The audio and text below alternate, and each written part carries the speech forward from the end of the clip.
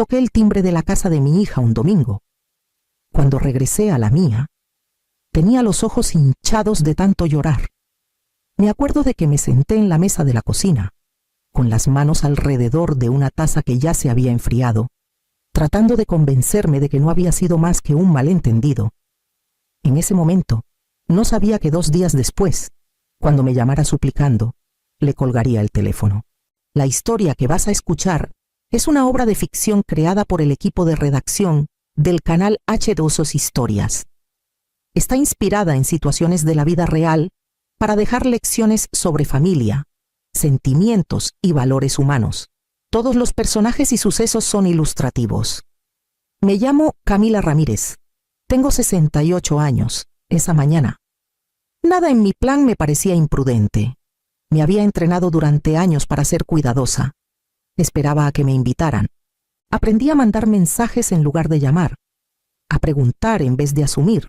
Hasta había estacionado el carro a la vuelta de la esquina, para no invadir su espacio ni dar la impresión de que esperaba algo.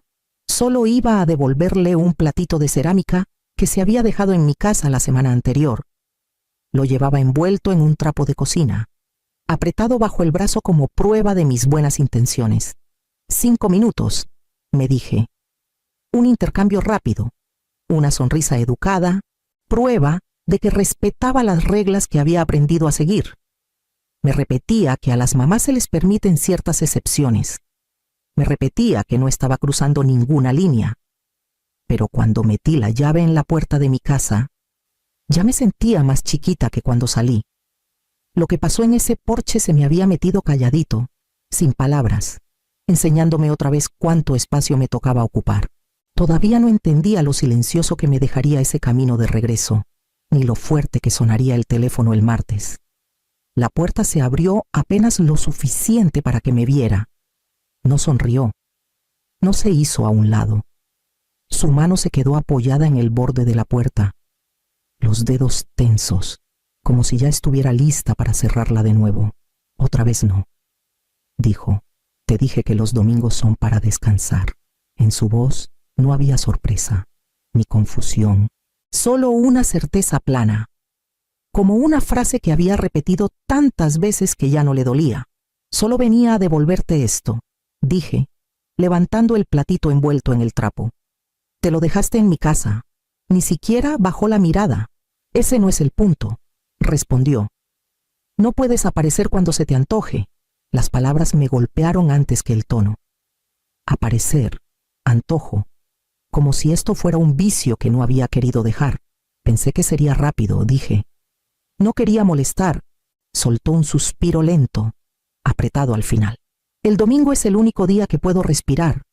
Hoy no necesito interrupciones. Detrás de ella, la televisión murmuraba. Normal, continuó.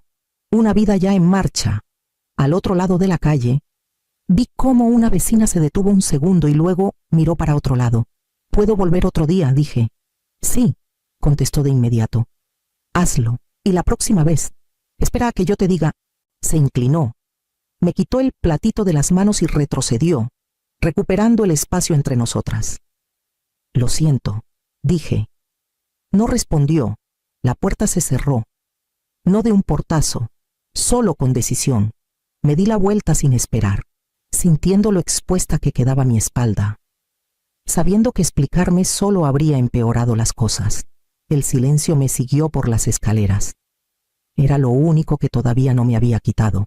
Caminé en lugar de manejar, aunque mi carro estaba estacionado a la vuelta. Necesitaba el tiempo. Necesitaba que la distancia se estirara entre esa puerta y yo. El trapo de cocina seguía doblado en mis manos. No me había dado cuenta de lo fuerte que lo apretaba hasta que me empezaron a doler los dedos. Ella se quedó con el platito y me dejó la parte que nunca había importado. A media cuadra, alguien dijo mi nombre. Camila. Me volteé. Doña Rosa estaba del otro lado de la calle, con la manguera del jardín floja alrededor de la muñeca. Su sonrisa vaciló al ver mi cara. ¿Todo bien?, preguntó. Sí. Dije muy rápido. Solo un malentendido. Asintió, como hace la gente cuando huele que hay algo privado. Bueno, Cuídate. Lo haré, respondí, pidiendo disculpas por costumbre, aunque no me había acusado de nada. Mientras seguía caminando, la voz de mi hija se repetía en mi cabeza. No tanto las palabras, sino la seguridad que traían, la facilidad con que cerró la puerta, como si este momento fuera parte de un patrón que ya había decidido.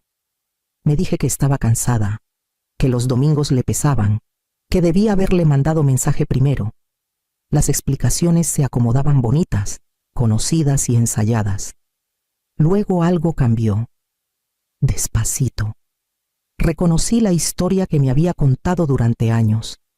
Las llamadas cada vez más cortas, los planes pospuestos, luego olvidados, el alivio en su voz cuando aceptaba ayudarla, y la ausencia de ese alivio cuando solo quería verla. Nada de eso había parecido cruel por separado. Junto, formaba una figura que yo había estado evitando. Cerca de la esquina, mi celular vibró en el bolsillo. El pecho se me levantó antes de que pudiera detenerlo. Un recordatorio, lista del súper, nada más. Doblé el trapo más chiquito, más ordenado, como si el orden pudiera calmar algo dentro de mí, y seguí caminando. La disculpa que había ensayado tantas veces subió sola, esperando el próximo momento en que me dejaran usarla. No siempre fui tan cuidadosa. Hubo un tiempo en que ocupaba espacio sin pedir permiso. Cuando nació mi hija, la enfermera me la puso en los brazos y dijo, «Es fuerte». Me aferré a esa palabra como a una promesa. Fuerte significaba que estaría bien. Fuerte significaba que yo podría con lo que viniera. Su papá se fue cuando ella todavía cabía contra mi pecho sin esfuerzo. Se paró en la puerta con el abrigo puesto y dijo, «Tú podrás, siempre puedes». Asentí porque asentir era más fácil que desmoronarme. Desde ese día me volví eficiente. Aprendí a estirar el mandado. Aprendí qué cuentas podían esperar. Aprendí a sonreír en las juntas de la escuela después de dormir 4 horas. La gente me decía que era admirable. Decían, «No sé cómo le haces». Tomé esas palabras y las fui apilando dentro de mí, construyendo una versión que no pedía ayuda. Mi hija creció viendo a esa mujer, la que siempre estaba disponible, siempre capaz, siempre diciendo sí antes de que se lo pidieran. «Mamá, ¿me puedes recoger temprano?» «Claro», respondía, ya buscando las llaves. «Mamá, ¿te puedes quedar despierta conmigo?» «Aquí estoy». Le enseñé que el amor llegaba de inmediato, sin condiciones, sin espera. Hubo momentos en que me sentía orgullosa de lo que había construido. Verla graduarse, oír mi nombre en su discurso, saber que creía que yo podía arreglarlo todo. Ese orgullo pesaba, pero también el cansancio de nunca soltarme. En algún momento, dejé de ser una mujer que tenía una hija y me convertí en una mujer que existía para una. Cada decisión se achicó. Cada sueño se dobló más pequeño. Me dije que era temporal. Me dije que valía la pena. Ser necesitada se sentía como propósito. Estar disponible se sentía como amor. No noté cuando esas ideas se fundieron. No vi el costo hasta mucho después, cuando estar disponible ya no se apreciaba, solo se esperaba.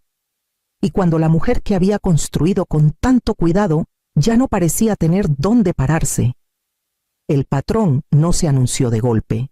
Se coló despacito, disfrazado de estar ocupada. «¿Te puedo devolver la llamada?», decía mi hija. Tengo mucho encima. Casi nunca devolvía.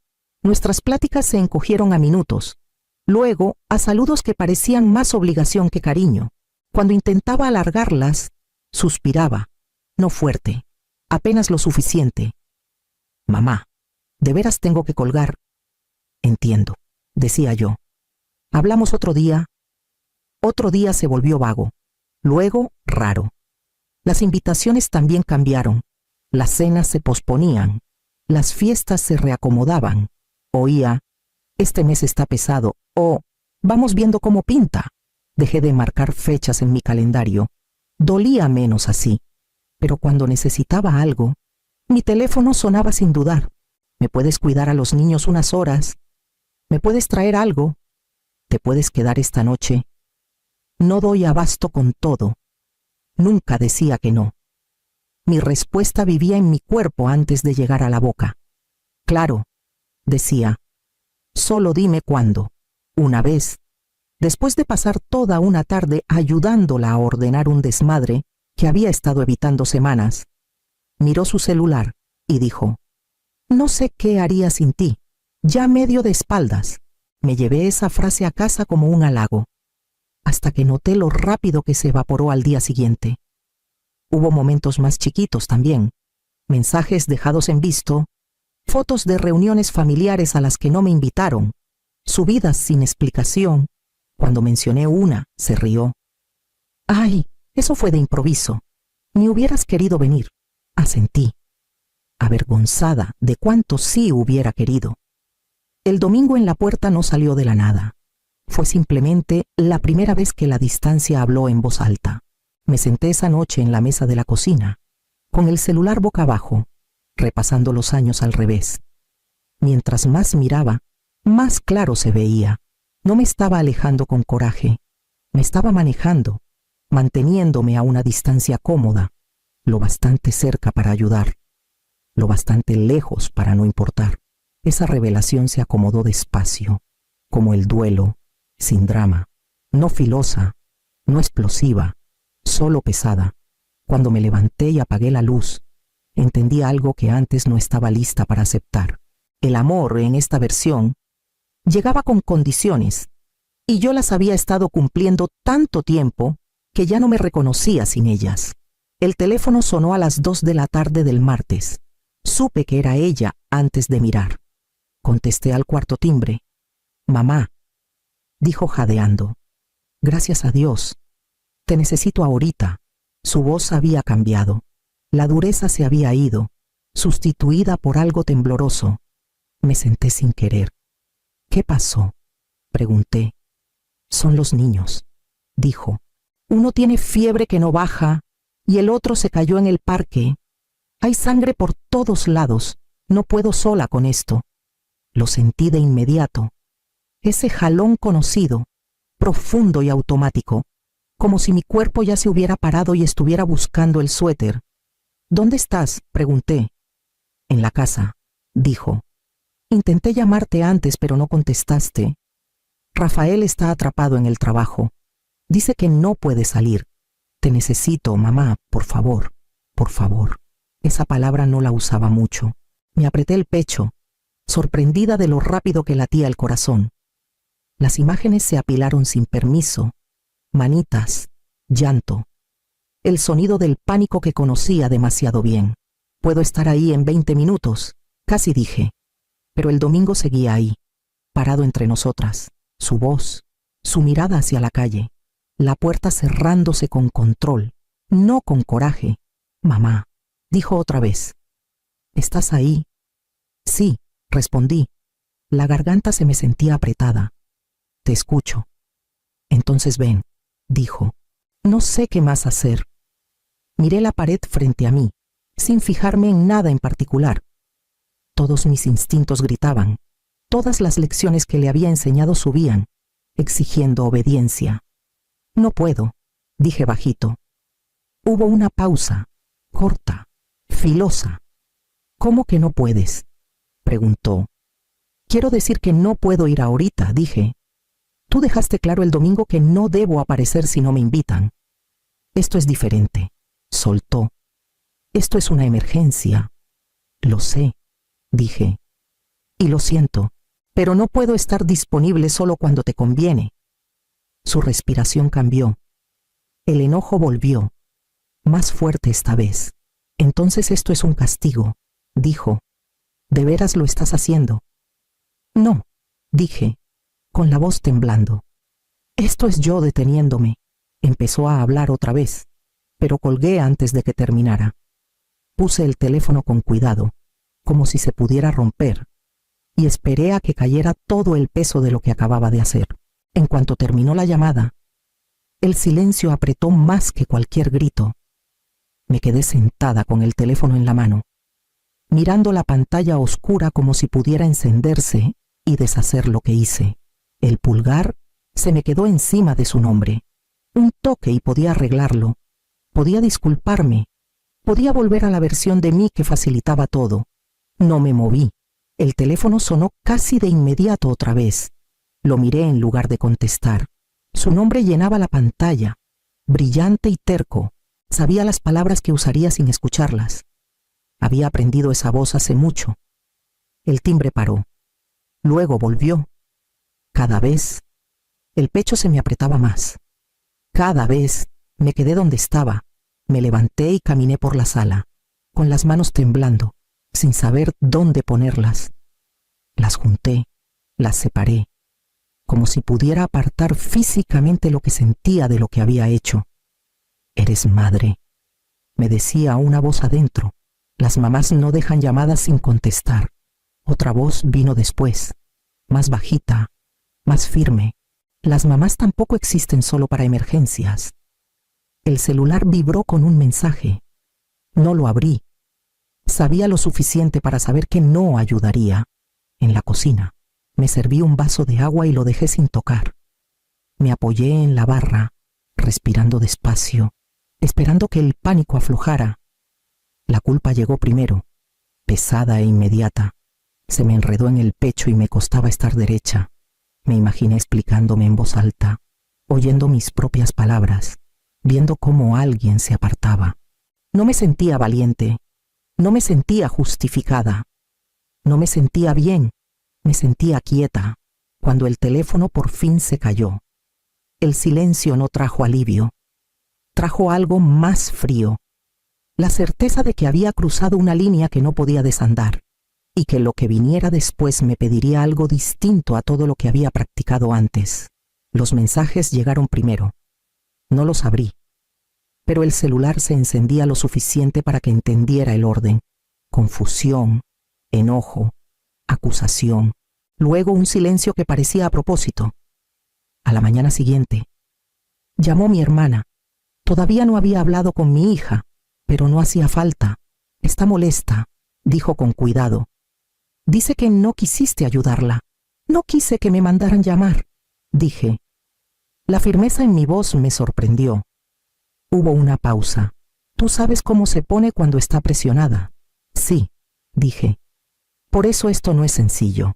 En el súper, una vecina preguntó, ¿todo bien con los niños? La pregunta ya venía inclinada hacia una conclusión.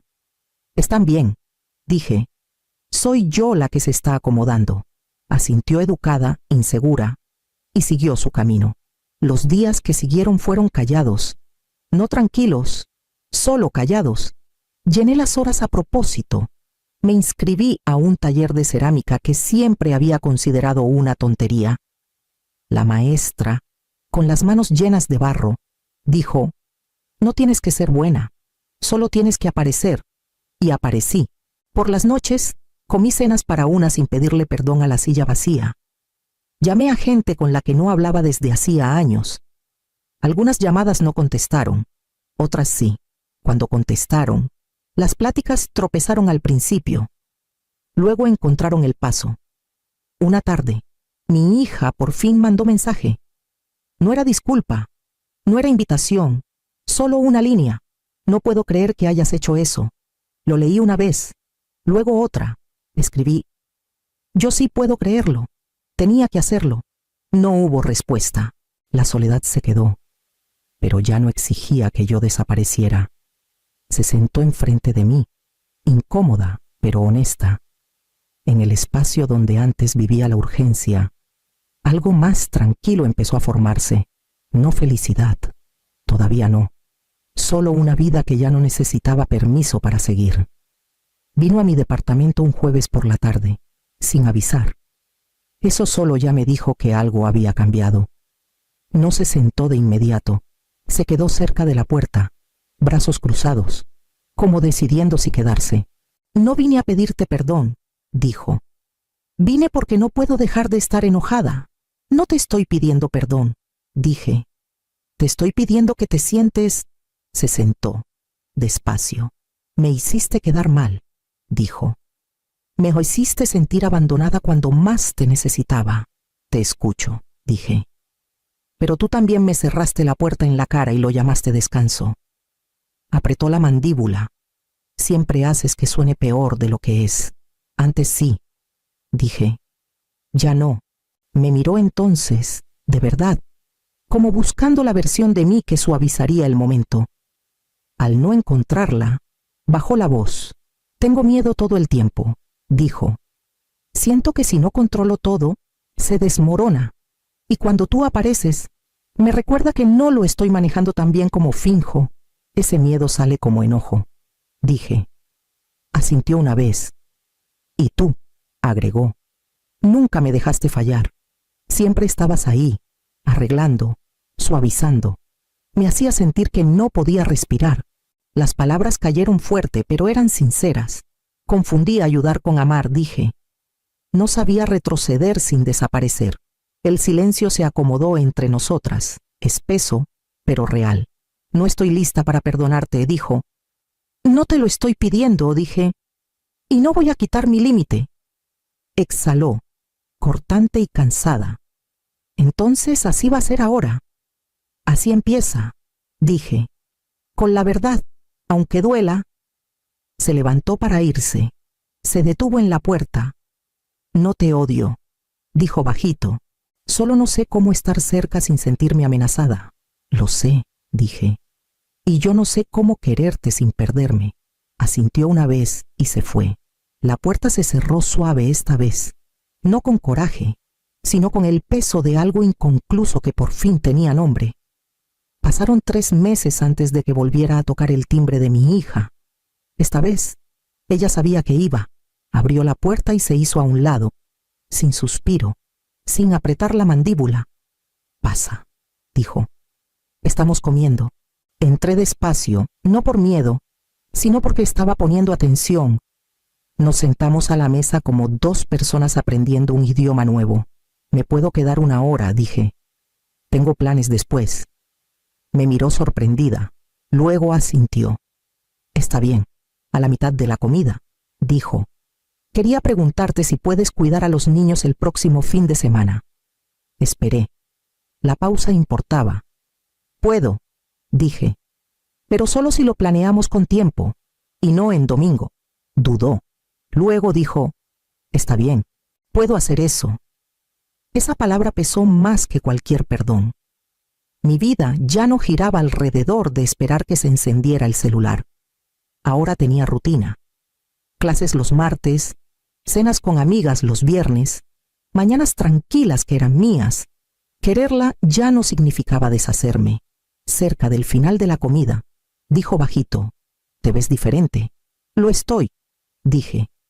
Aprendí que el amor sin respeto se vuelve resentimiento, y los límites no son castigo, son claridad. Asintió, asimilándolo. Cuando me levanté para irme, dijo, me da gusto que hayas venido. A mí también, dije, y lo decía en serio. Antes de salir, me volteé una vez más. Si esta historia te llega, tómate un momento para darle me gusta al video, suscribirte o dejar tu opinión en los comentarios. Nunca sabes quién necesita oír que está bien elegir la dignidad. Esa tarde, sentada sola con mi té, entendí la lección que había evadido toda la vida. Ser madre es un acto de amor. Ser mujer es un acto de responsabilidad contigo misma. Cuando las 2 se equilibran, ninguna desaparece. Ese domingo no se sintió como descanso porque nadie me necesitara. Se sintió como descanso porque por fin me necesité a mí misma tanto como a los demás.